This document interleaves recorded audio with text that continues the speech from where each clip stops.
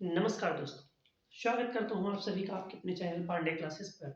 मैं शिवा पांडे आप सभी का हार्दिक स्वागत अभिनंदन और वंदन करता हूँ। मित्रों, कुछ दिनों से तबीयत अस्वस्थ होने के कारण आप सबके बीच में नहीं आ पा रहा था, लेकिन आज फिर एक नई ऊर्जा, नई उत्साह और नए जोश के साथ फिर आपके बीच मौजूद हैं। और टॉपिक जैसा कि आप देख रहे हैं, आज टॉपिक हमारा होगा दर्पण। विज्ञान के लिए विज्ञान में पढ़ेंगे आज दर्पण। और साइंस की इसके पहले मैंने कई क्लासें दी हैं, मैथ की क्लासें दी हैं, इंग्लिश की क्लासें दी हैं। और आज साइंस में हम बात करेंगे दर्पण के बारे में। दर्पण होता क्या है, मिरर्स। दर्पण क्या है, पहले तो हम बात करेंगे दर्पण है क्या। दर्पण एक वस्तु है जो एक छवि को दर्शाती है। दर्पण में अगर हम बात करें, दर्पण क्या है, दर्पण एक वस्तु है जो एक छवि को दर्शाती है। दर्पण क्या है, दर्पण एक वस्तु है जो एक छवि को दर्शाती है। वो कोई भी छवि हो सकती है। आप घर में क्या करते हैं, आप शीशा लेते हैं और शीशे के सामने, दर्पण के सामने आप खड़े हो जाते हैं, कंघी करते हैं, शीशे में अपने आप को देखते हैं। तो शीशा जो है वो क्या है, दर्पण है, क्योंकि आप उसमें क्या कर रहे हैं, आप अपनी छवि को देख रहे हैं। तो दर्पण क्या करता है, अपनी छवि को दर्शाता है। तो सीधी सी बात हम ये करेंगे, दर्पण है क्या। तो दर्पण एक वस्तु है जो एक छवि को दर्शाती है। बस इतना आपको याद रखना है कि दर्पण है क्या। दर्पण क्या है, दर्पण एक वस्तु है जो एक छवि को दर्शाती है। आप घर में या फिर क्या करते हैं, जैसे शेविंग करते हैं, दाढ़ी बनवाते हैं, आप चले जाते हैं, वहां बैठते हैं, तो आप देखते हैं कि क्या करते हैं, आप शीशा देख रहे हैं, सामने दर्पण लगा हुआ है आपके सामने, उसी में देख रहे हैं। तो ये क्या है, दर्पण है। क्या कर रहा है, आपकी छवि को दर्शा रही है। आप उसमें देख रहे हैं, अपने आप को देख रहे हैं, अपना चित्र देख रहे हैं, अपनी छवि देख रहे हैं। तो हमें ये समझना है कि दर्पण है क्या। दर्पण एक वस्तु है जो एक छवि को दर्शाती है। दर्पण क्या है, दर्पण एक वस्तु है जो छवि को दर्शाती है।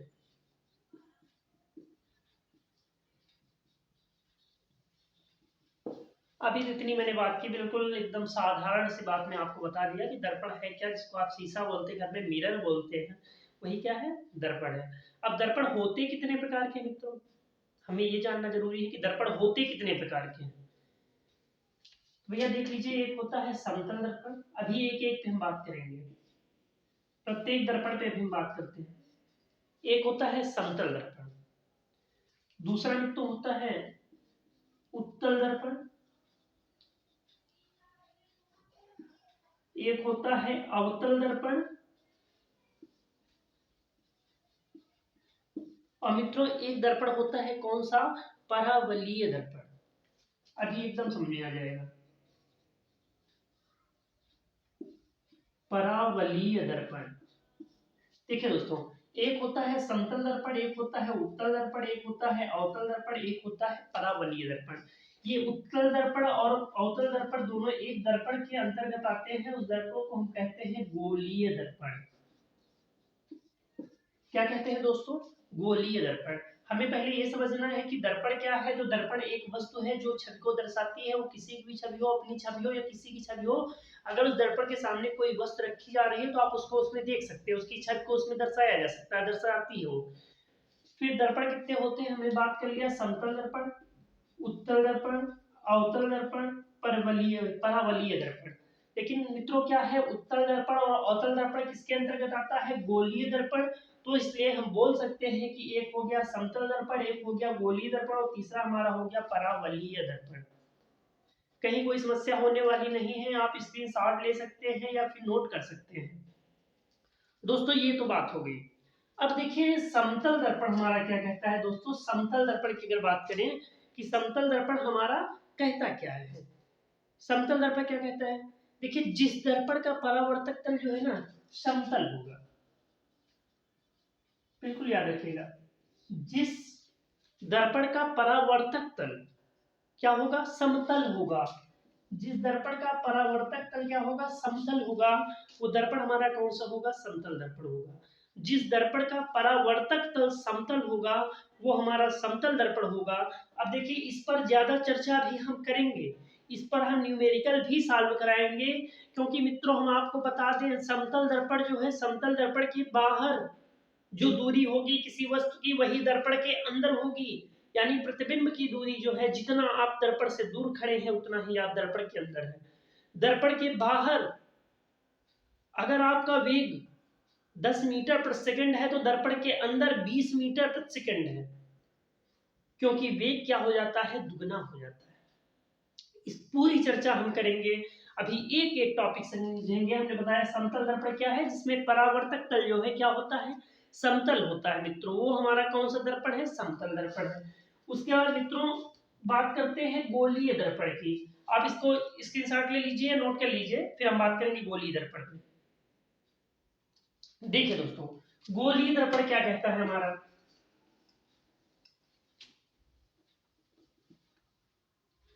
एकदम विस्तृत समझ में आ जाएगा आपको। गोलीय दर्पण,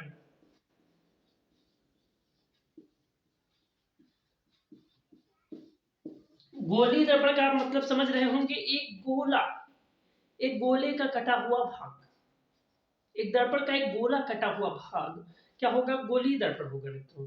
कौन सा दर्पण होगा, गोलीय दर्पण होगा। यानी वे दर्पण जिनका परावर्तक क्या होता है, गोलीय होता है। अभी आपको हमने बताया समतल दर्पण, जिसमें परावर्तक क्या होता है, समतल होता है।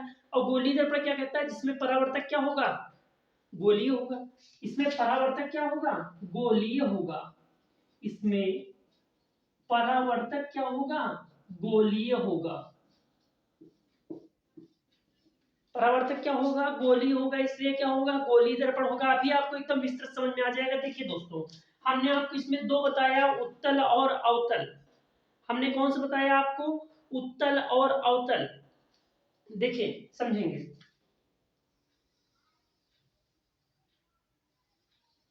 ये गोला है, कोई दर्पण है, गोल है बिल्कुल, आप देख रहे हैं।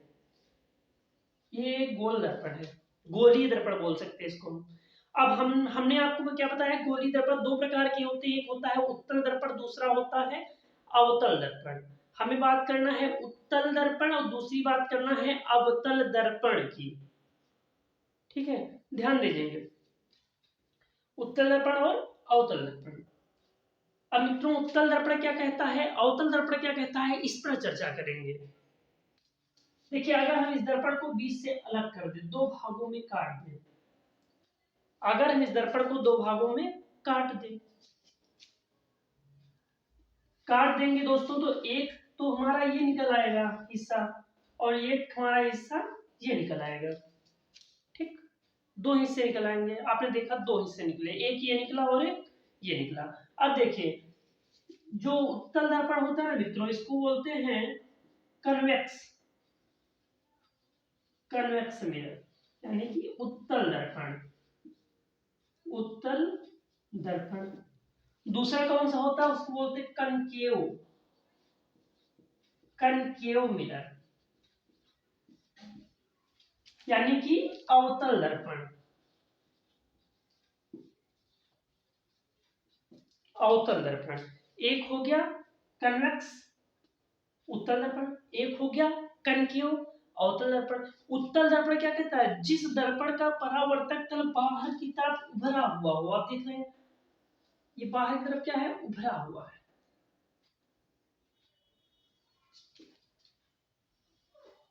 ये इसको डॉट की दे रहे हैं, ये मान लिया परावर्तक तल है। ये परावर्तक तल क्या है, बाहर की तरफ उभरा हुआ है मित्रों। तो ये हमारा कौन सा दर्पण होगा, कौन सा दर्पण होगा, उत्तल दर्पण, बाहर की तरफ उभरा हुआ है, ये हमारा होगा उत्तल दर्पण। दोस्तों दूसरा हमारा क्या कहता है, कनकेव, यानी अवतल दर्पण। अवतल दर्पण क्या कहता है, जिस दर्पण का परावर्तक तल अंदर की तरफ दबा हुआ हो। अब देखिए इसमें मार दिया गया, अंदर घुस गया, बाहर निकल गया, तो इसमें परावर्तक तल इधर होगा,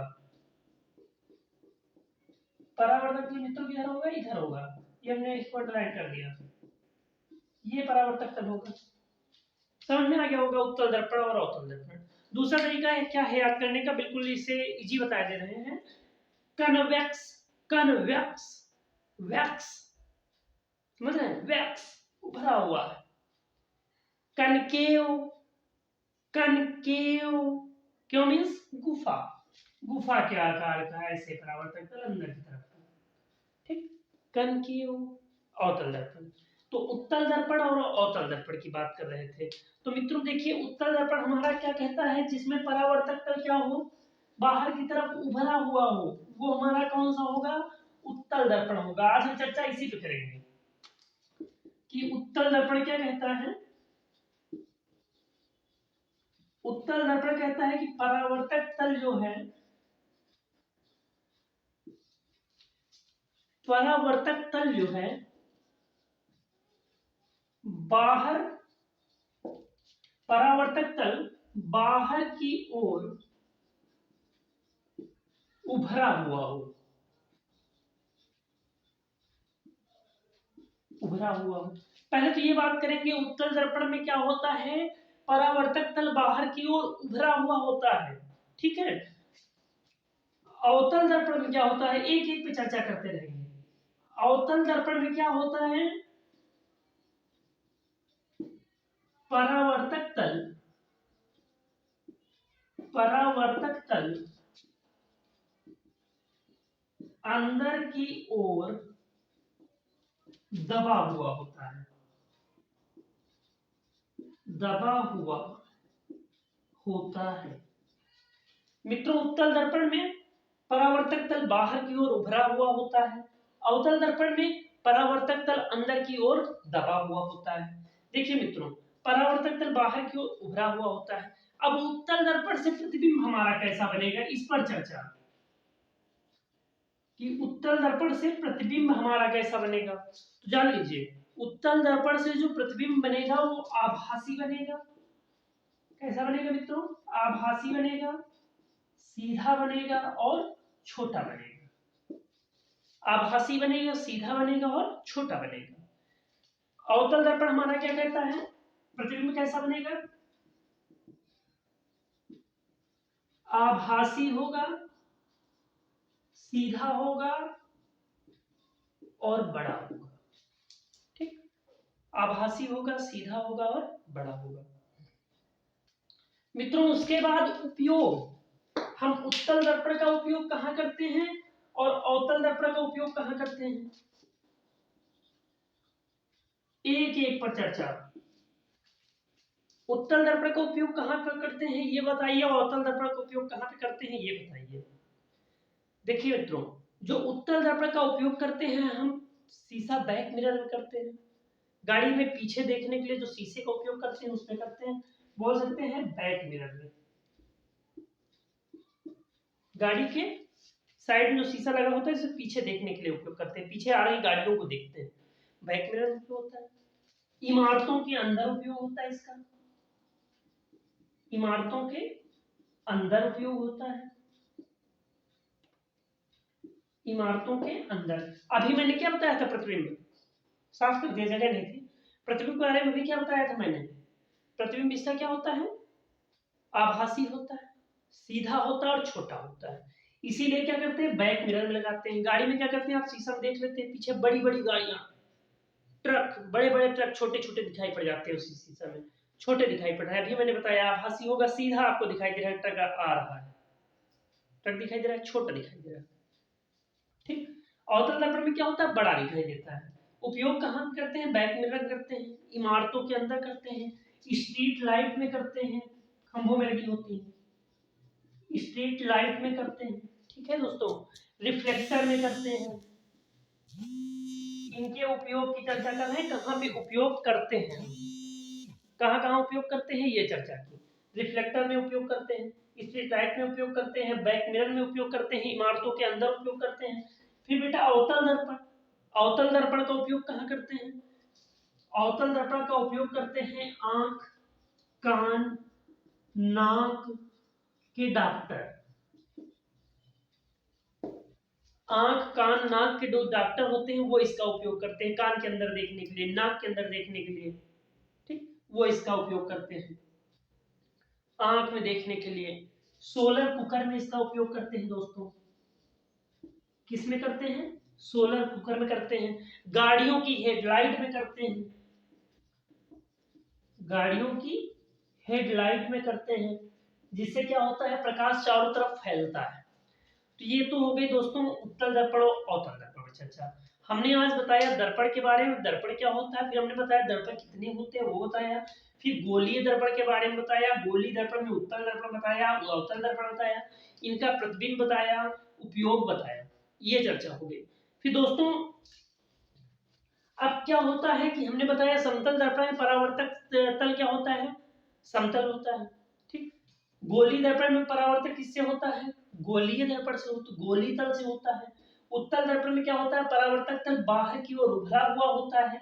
अवतल दर्पण में क्या होता है, परावर्तक तल अंदर की ओर दबा हुआ होता है। तो दोस्तों एक और होते हैं, अभी आ जाएगा समझ में। दोस्तों एक और होते हैं जिनका परावर्तक तल, जिनका परावर्तक तल ना तो समतल होता है, ठीक, ना तो गोलीय होता है, उनका परावर्तक तल कैसा होता है, परवलयाकार होता है, परवलयाकार होता है। वो हमारे कौन से दर्पण कहलाते हैं, परवलीय दर्पण। अभी हमने बताया था मित्रों, वो हमारे कौन से दर्पण होंगे, परवलीय दर्पण। देखिए समतल दर्पण में क्या होता है कि परावर्तक तल समतल से होता है, गोली दर्पण में गोली से होता है, और एक होते हैं ना तो समतल से होता है ना गोली से होता है, उनका परवलयाकार होता है, उनका परावर्तक तल परवलयाकार होता है, इसलिए उनको कहते हैं परवलीय दर्पण। ठीक है मित्रों, एक चीज याद रखेंगे, दर्पण की फोकस दूरी और वक्रता त्रिज्या में संबंध, वक्रता त्रिज्या में संबंध। दोस्तों याद रखेंगे F बराबर R/2। फोकस दूरी क्या होती है, वक्रता त्रिज्या की आधी होती है। अगर किसी दर्पण की वक्रता त्रिज्या 20 सेंटीमीटर है, फोकस दूरी पूछ लिया जाए तो क्या होगा मित्रों, 10 होगा, 20/2। F बराबर R/2। ये फोकस दूरी और वक्रता त्रिज्या के बीच क्या है, संबंध है। इसके आगे अभी हम और चर्चा करेंगे नेक्स्ट क्लास में कि समतल दर्पण के बारे में पूरी चर्चा करेंगे, कुछ न्यूमेरिकल लेकर के आएंगे। हमने बताया है, बताएंगे कि दर्पण के बाहर गति क्या होती है, दर्पण के अंदर क्या होती है, दर्पण के बाहर दूरी क्या होती है, दर्पण के अंदर प्रतिबिंब की दूरी क्या होती है, सब चर्चाएं होंगी। निकट दृष्टि दोष पर चर्चा होगी, दूर दृष्टि दोष पर चर्चा होगी, सारी चर्चाएं होंगी। एक बार फिर से हम आप सबके बीच में आएंगे, अपनी नई क्लास के साथ आएंगे। आप सभी पांडे क्लासेस को सब्सक्राइब करें, लाइक करें और जितना हो सके उतना शेयर करें। मैं शिवा पांडे आप सभी का तहे दिल से बहुत बहुत धन्यवाद देता हूँ।